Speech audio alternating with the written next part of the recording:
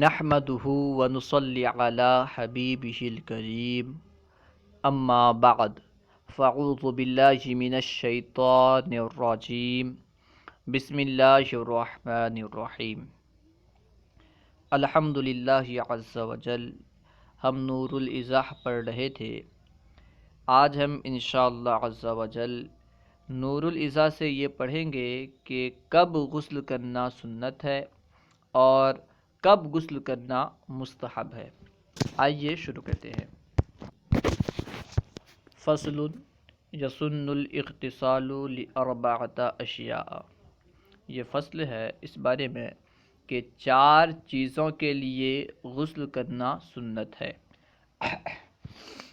نیچے دیکھیں، یسن الاغتسال لاربعۃ اشیاء، 4 چیزوں کے لیے غسل کرنا سنت ہے۔ وہ 4 چیزیں کیا ہیں بیان کر رہے ہیں۔ صلاۃ الجمعۃ وصلاۃ العیدین وللاحرام وللحاج فی عرفۃ بعد الزوال۔ اشیاء غیر منصرف ہے، اس لیے اس پر فتحہ پڑھنا ہے، اشیائی نہیں پڑھنا ہے، ٹھیک ہے۔ یسن الاغتسال لاربعۃ اشیاء، اس کے بعد صلاۃ الجمعۃ اور صلاۃ الجمعۃ دونوں طریقے سے پڑھ سکتے ہیں۔ کیوں؟ جب آپ صلاۃ الجمعۃ پڑھیں گے تو اس وقت مبتدا کو محذوف مانیں گے، یعنی اولھا صلاۃ الجمعۃ یا پھر ہیا صلاۃ الجمعۃ و صلاۃ العیدین وغیرہ، ٹھیک ہے۔ مبتدا کو محذوف مانیں گے تو پھر صلاۃ الجمعۃ یعنی رفع پڑھیں گے۔ اور اگر آپ اربعۃ اشیاء کو مبدل منہ بنائیں اور صلاۃ الجمعۃ و صلاۃ العیدین وغیرہ کو بدل بنائیں تو اس صورت میں کسرہ پڑھیں گے، یعنی زیر پڑھیں گے۔ خیر، یہ اعرابی بحث تھی۔ مصنف بیان کر رہے ہیں کہ 4 چیزوں کے لیے غسل کرنا سنت ہے۔ ان میں سے سب سے پہلی چیز ہے، سب سے پہلا کام ہے نماز جمعہ۔ نماز جمعہ کے لیے غسل کرنا سنت ہے۔ دراصل اس میں اختلاف ہے۔ بعض علماء یہ کہتے ہیں کہ جمعہ کے دن غسل کرنا جو سنت ہے یہ نماز جمعہ کے لیے نہیں بلکہ جمعہ کے دن کے لیے غسل کرنا سنت ہے، ٹھیک ہے۔ لیکن صحیح قول یہی ہے جو یہاں مذکور ہے، یعنی نماز جمعہ کے لیے غسل کرنا سنت ہے، جیسا کہ حاشیے میں مذکور ہے۔ دیکھیں حاشیے میں لکھا ہے صلاۃ الجمعۃ علی الصحیح۔ کیوں؟ لأنها افضل من الوقت، اس لیے کہ نماز یہ وقت سے افضل ہے، نماز یہ وقت سے افضل ہے، نماز جمعہ یوم جمعہ سے افضل ہے، اس لیے نماز جمعہ کے لیے غسل کرنا یہ سنت ہے، نہ کہ جمعہ کے دن کے لیے غسل کرنا سنت ہے، ٹھیک ہے۔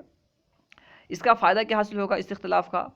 جو علماء یہ کہتے ہیں کہ جمعہ کے دن کے لیے غسل کرنا سنت ہے، یعنی جمعہ کے دن غسل کرنا سنت ہے، تو ان کے قول کے مطابق اگر کوئی بندہ نماز جمعہ کے بعد غسل کرتا ہے تو وہ سنت کو پالے گا، یعنی سنت کو ادا کرنے والا کہلائے گا، سنت کی فضیلت پائے گا۔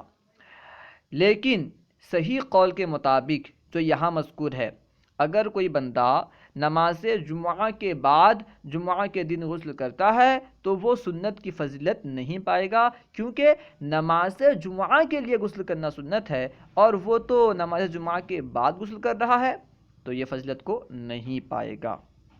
خیر، وصلاۃ العیدین، اور عیدین کی نماز کے لیے غسل کرنا سنت ہے، یعنی عید الاضحیٰ اور عید الفطر دونوں کی نماز کے لیے غسل کرنا سنت ہے، کیونکہ نبی کریم صلی اللہ علیہ وسلم غسل کیا کرتے تھے، ٹھیک ہے، اس لیے عیدین کے لیے عیدین کی نماز کے لیے غسل کرنا سنت ہے۔ وللاحرام، اور احرام کے لیے بھی غسل کرنا سنت ہے، چاہے وہ احرام حج کا ہو یا عمرے کا، ٹھیک ہے۔ حج کا احرام ہو یا عمرے کا، دونوں کے احرام کے لیے غسل کرنا سنت ہے، کیونکہ نبی کریم صلی اللہ تعالی علیہ وسلم اس طرح کیا کرتے تھے۔ وللحاج فی عرفۃ بعد الزوال، اور حاجی کے لیے عرفہ میں زوال کے بعد غسل کرنا سنت ہے۔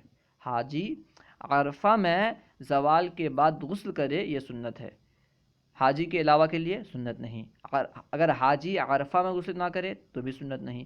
اس طرح اگر حاجی زوال سے پہلے غسل کر لے تو بھی سنت ادا نہیں ہوگا. وہ بیان کر رہے ہیں ولی الحاجی فی عرفہ بعد الزوال، اور حاجی کے لیے عرفہ میں زوال کے بعد غسل کرنا سنت ہے. اب یہ بیان کر رہے ہیں کہ کب غسل کرنا مستحب ہے، کتنی چیزوں کے لیے غسل کرنا مستحب ہے. پہلے تو کب غسل کرنا سنت ہے اسے بیان کیا. اب یہ بیان کر رہے ہیں کہ کب غسل کرنا مستحب ہے. دیکھیں وَيَنْدُبُ الْاِغْتِسَالُ فِي 16 شَيْئًا، اور 16 چیزوں میں غسل کرنا مستحب ہے. اسے 16 پڑھنا ہے کیونکہ یہ مبنی ہے. وَيَنْدُبُ الْاِغْتِسَالُ فِي 16 شَيْئًا، اور 16 چیزوں میں غسل کرنا مستحب ہے. یہاں پہ جو 16 کہا گیا اس کا مطلب یہ نہیں ہے کہ اس کے علاوہ کوئی اور چیز نہیں ہے، کوئی اور کام نہیں ہے جس کے لیے غسل کرنا مستحب ہو. ٹھیک ہے، تقریباً 16 چیزوں میں غسل کرنا مستحب ہے. 16 کاموں کے لیے غسل کرنا مستحب ہے. اس کے علاوہ بھی اور کام ہیں جن کے لیے غسل کرنا مستحب ہے. خیر، وہ 16 چیزیں ہیں کیا، 16 کام کیا ہیں بیان کر رہے ہیں. سب سے پہلے ہے لیمن اسلم طاہرن، یعنی اس کے لیے جو پاکی کی حالت میں ایمان لایا، مسلمان ہوا. جو پاکی کی حالت میں مسلمان ہوا اس کے لیے غسل کرنا مستحب ہے. اگر کوئی بندہ پاکی کی حالت میں مسلمان نہ ہو بلکہ ناپاکی کی حالت میں مسلمان ہو، ٹھیک ہے، وہ حالت جنابت میں تھا اور ایمان لے آیا، مسلمان ہوا، تو اس پر غسل کرنا فرض ہوگا، مستحب نہیں. اگر پاکی کی حالت میں اسلام لایا تو اس پر غسل کرنا مستحب ہوگا. تو یہاں پہ ایک مسئلہ سن لیں. اگر کوئی بندہ آپ کے پاس آئے اور کہے کہ مجھے کلمہ پڑھا دو، میں مسلمان ہونا چاہتا ہوں، میں ایمان لانا چاہتا ہوں، تو اس وقت یہ کہنا کہ جاؤ غسل کر کے چلے آؤ، غسل کر لو، یہ درست نہیں ہے. اس میں ہو سکتا ہے کہ سخت حکم بھی لگ جائے، کیونکہ آپ اسے کہہ رہے ہیں جاؤ غسل کر کے آؤ. وہ یہ چاہتا ہے کہ میں کلمہ پڑھ کے مسلمان ہو جاؤں، اور آپ چاہتے ہیں کہ پہلے وہ غسل کر کے آئے. یعنی جتنے وقت تک وہ غسل کرے اتنے وقت تک وہ حالت کفر میں رہے، یا اس پہ آپ راضی ہیں؟ یعنی کچھ وقت کے لیے بھی وہ حالت کفر میں رہے، اس پر آپ راضی ہیں؟ اور کفر پر راضی رہنا بہت سخت حکم ہے، ٹھیک ہے نا. تو اس لیے اگر کوئی بندہ آپ کے پاس آئے اور یہ کہے کہ مجھے کلمہ پڑھا دو تو فوراً اسے کلمہ پڑھا دینا چاہیے، اسے مسلمان بنانا چاہیے. خیر، اس کے بعد دیکھیں وَلِمَنْ بَلَغَ بِالسِّنِّ، اور جو عمر کے اعتبار سے بالغ ہوا اور جو عمر سے بالغ ہوا. جو لڑکا یا لڑکی عمر سے بالغ ہو اس کے لیے غسل کرنا مستحب ہے. دراصل بالغ 2 اعتبار سے ہوتے ہیں. یا تو بلوغت کی جو علامات ہیں ان میں سے کوئی علامت ظاہر ہو جائے، جیسے لڑکا ہے احتلام ہو جائے، یا لڑکی ہے اسے حیض آ جائے، یا وہ حاملہ ہو جائے، تو اس طرح وہ بالغ سمجھے جائیں گے، بالغ کہلائیں گے. اور اگر لڑکے کو احتلام نہ ہو اور لڑکی کو حیض نہ آئے، یا وہ حاملہ نہ ہو، یعنی جو بلوغت کی علامات ہیں ان میں سے کوئی علامت نہ پائی جائے، اور صحیح قول کے مطابق اگر دونوں 15 سال کے ہو جائیں، 15 سال کو پہنچ جائیں تو وہ بالغ کہلائیں گے، انہیں بالغ مانا جائے گا اور ان پر نماز وغیرہ فرض ہو جائے گی. ٹھیک ہے، تو جو دوسرے طریقے سے یعنی عمر کے اعتبار سے، یعنی جنہیں 15 سال ہو گیا عمر کے اعتبار سے جو بالغ ہوئے، ان کے لیے یہ مستحب ہے کہ وہ غسل کر لیں. ٹھیک ہے، کیونکہ اگر عمر کے اعتبار سے بالغ نہ ہوں بلکہ جو جیسے لڑکی ہے اسے حیض آ جائے، وہ حیض سے بالغ ہو، یا لڑکا احتلام سے بالغ ہو، تو اس وقت تو غسل کرنا فرض ہوگا. ٹھیک ہے نا. اگر عمر کے اعتبار سے بالغ نہ ہوں بلکہ بلوغت کی جو علامات ہیں ان میں سے کوئی علامت پائی جائے پھر بالغ ہوں، تب تو غسل کرنا فرض ہوگا. ہاں، اگر عمر کے اعتبار سے عمر کے حساب سے بالغ ہو تو پھر غسل کرنا مستحب ہوگا. ٹھیک ہے. وَلِمَنْ أَفَاقَ مِنْ جُنُونٍ، اور جو پاگل پن سے افاقے میں آئے، جو پاگل پن سے صحت یاب ہو، اس کے لیے بھی غسل کرنا مستحب ہے۔ اس کے لیے غسل کرنا کیوں مستحب ہے؟ یا تو احتیاطاً یہ حکم دیا گیا کہ اس کے لیے غسل کرنا مستحب ہے کیونکہ جب وہ پاگل تھا ہو سکتا ہے کہ اس پر غسل فرض ہو گیا ہو اور اسے معلوم نہ ہو، ٹھیک ہے، احتیاطاً یا تو اسے حکم دیا گیا کہ اس کے لیے غسل کرنا مستحب ہے، یا پھر اس لیے کہ اللہ سبحانہ و تعالی نے اسے پاگل پن سے صحت یاب کیا، صحت کی دولت عطا کی، تو اس کے شکرانے میں غسل کرنا مستحب ہے۔ دونوں صورت درست ہے۔ وعندہ حجامتن، اور پچنا لگاتے وقت، یہاں پہ عندہ سے پہلے مضاف وغیرہ محذوف مانا ہوگا، یعنی عندہ فراغ الحجامتی، یعنی حجامت سے فارغ ہوتے وقت، فارغ ہونے کے وقت، کیونکہ اگر آپ عندہ حجامت نہیں پڑھیں گے تو کیا مانا ہوگا؟ حجامت کے وقت، یعنی حجامت کرنا جائیں تو غسل کریں۔ یہاں حجامت سے مراد کیا ہے؟ بدن کا فاسد خون خارج کرنا، نکالنا، اسے پچنا لگوانا وغیرہ کہتے ہیں۔ تو پچنا لگاتے وقت یعنی پچنا لگانے کے بعد غسل کرنا مستحب ہے۔ وغسلی میتن، اندہ سے یعنی اندہ حجامتن، اس کے بعد ہے وغسلی میتن، اور میت کو غسل دینے کے بعد بھی غسل کرنا مستحب ہے۔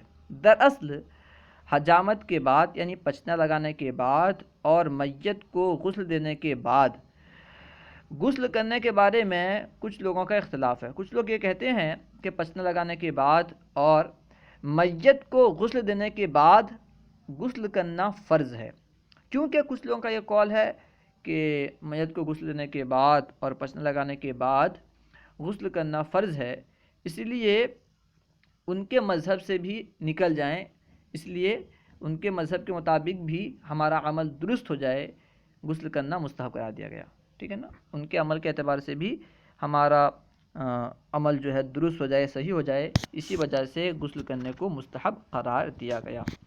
وفی لیلۃ براءۃ ولیلۃ القدر اذا رآہا، اور شب برات میں بھی غسل کرنا مستحب ہے، یعنی شعبان کی 15ویں رات کو غسل کرنا مستحب ہے۔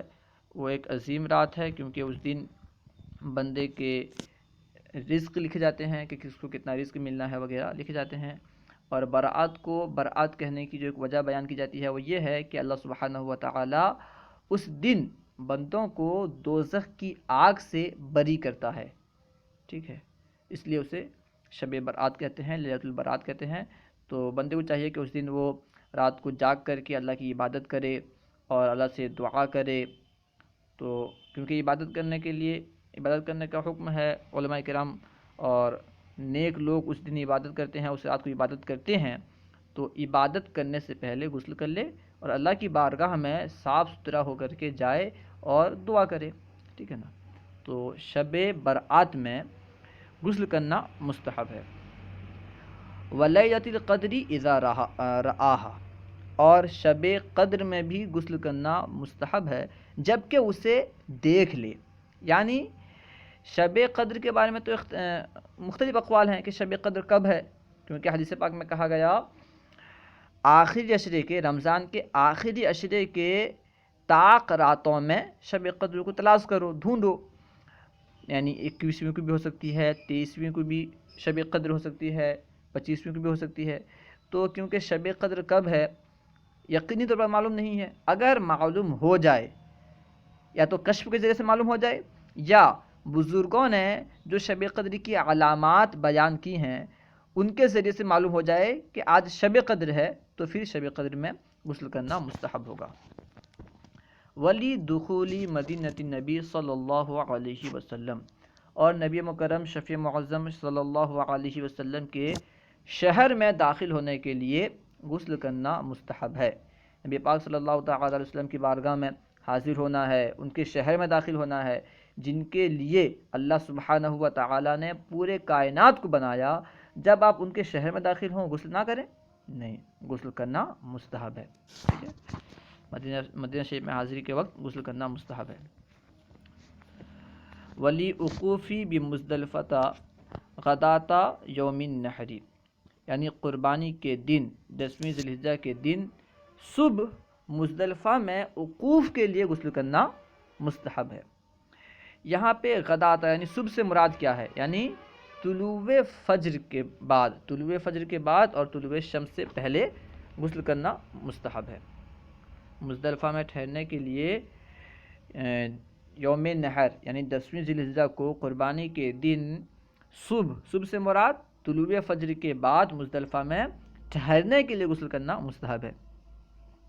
وَعِنْدَ دُخُولِ مَکَّةَ اور مکہ میں داخل ہونے کے لیے غسل کرنا مستحب ہے۔ جب مکہ میں داخل ہونے لگیں تو اس وقت بھی غسل کرنا مستحب ہے، کیونکہ اللہ سبحانہ و تعالیٰ نے سب سے پہلی جو مسجد ہے وہ مسجد حرام ہے، اس کی بہت ساری عظمت ہے، مکہ مکرمہ کی عظمت اور فضیلت کی وجہ سے وہاں داخل ہوتے وقت غسل کرنا مستحب ہے۔ لی طواف الزیارتی، طواف زیارت کے لیے بھی غسل کرنا مستحب ہے۔ طواف زیارت کرنا ہے تو اس کے لیے بھی غسل کرنا مستحب ہے۔ ولی صلاۃ الکسوفی اور صلاۃ کسوف کے لیے بھی غسل کرنا مستحب ہے۔ صلاۃ کسوف کیا کہتے ہیں؟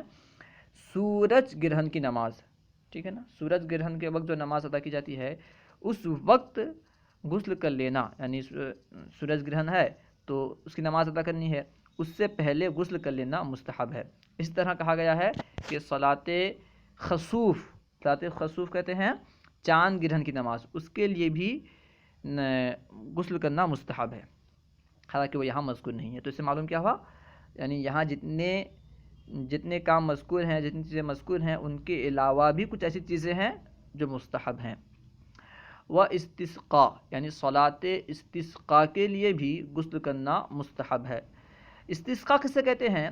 استسقاء کا معنی ہوتا ہے پانی طلب کرنا، یہ باب استفعال سے ہے۔ آپ جانتے ہیں باب استفعال میں طلب ماخذ کی خاصیت پائی جاتی ہے، ٹھیک ہے نا؟